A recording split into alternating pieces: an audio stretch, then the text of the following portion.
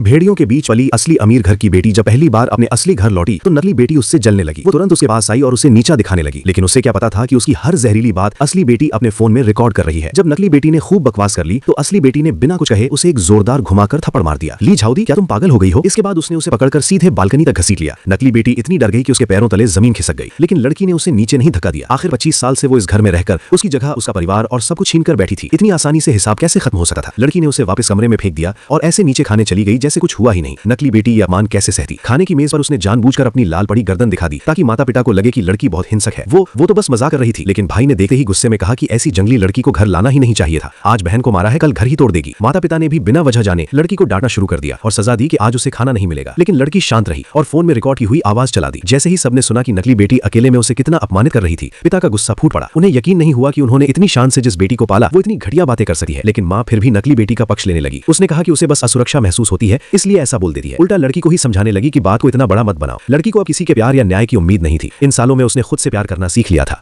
लेकिन नकली बेटी हार मानने वाली नहीं थी। उसने लड़की को अपनी हाई सोसाइटी पार्टी में बुलाया। वो चाहती थी कि वहां लड़की सबके सामने मजाक बन जाए। पार्टी के दिन लड़की आत्मविश्वास से अंदर आई और सीधे सबसे आगे जाकर खड़ी हो गई। तभी नकली बेटी ने सबके सामने उसका परिचय देते हुए कहा कि वो किसी दूर गांव से आई है। उसने जानबूझकर ऐसा माहौल बनाया कि बाकी अमीर लड़कियां भी उसका मजाक उड़ाने लगी। अरे ये तो देहाती है। फिर उसने ऐलान किया कि आज वो लड़की सबकी खिलौना गुड़िया बनेगी। गुड़िया मतलब बिना आत्मा की चीज। हम जैसा कहें वैसा करना पड़ेगा। हम कहें तो घुटनों पर बैठकर कुत्ते की तरह भौंको, हम कहें तो सबके सामने कपड़े उतारो। ये साफ साफ अपमान था। लड़की बोली, मैंने ऐसा खेल कभी नहीं खेला, क्यों ना पहले तुम लोग करके दिखाओ। ये सुनकर सब नाराज हो गई और उसे घेर कर सबक सिखाने लगी। लेकिन उन्हें क्या पता था कि लड़की बचपन से भेड़ियों के बीच पली थी। उन जैसी नाजुक अमीर लड़कियां 100 भी आ जाएं तो भी उसका कुछ नहीं बिगाड़ सकती थी। कुछ ही सेकंड में लड़की ने सबको सबक सिखा दिया। तभी किसी ने उस पर रेड वाइन फेंक दी और उसकी नई ड्रेस खराब हो गई। लेकिन लड़की गुस्सा नहीं हुई बल्कि मुस्कुराई, क्योंकि अब उसे पलटकर जवाब देने का बहाना मिल गया था। जिसने वाइन फेंकी थी लड़की ने उसे पकड़कर टेबल पर दबा दिया और बोली, अब रेड वाइन से बाल धोकर दिखाओ। बाकी लड़कियां बचाने आई, लेकिन उन्हें भी लड़की ने अच्छे से सबक सिखा दिया। फिर वो सीधे नकली बेटी के पास गई और बोली, इस रानी की कुर्सी से उठो, यहाँ बैठने का हक तुम में सबसे कम है, क्योंकि यहाँ जितनी भी लड़कियां हैं सब असली अमीर घर की बेटियां हैं, सिर्फ तुम ही नकली हो। इतना कहकर वो खुद जाकर उस कुर्सी पर बैठ गई। अब बताओ रानी कौन है? नकली बेटी गुस्से से कांपने लगी। वो हमला करने ही वाली थी कि लड़की ने उसे एक लात मारी और वो सीधे स्विमिंग पूल में जा गिरी। पूरी तरह भीकर वो चिल्लाने लगी, तांग वानियान, मैं तुम्हें नहीं छोड़ूंगी, यहाँ मौजूद हर कोई तुमसे बदला लेगा। लड़की ने उसकी धमकी की परवाह नहीं की। उसने तुरंत पत्रकारों को बुला लिया और कहा कि सबकी हरकतें कैमरे में रिकॉर्ड करें।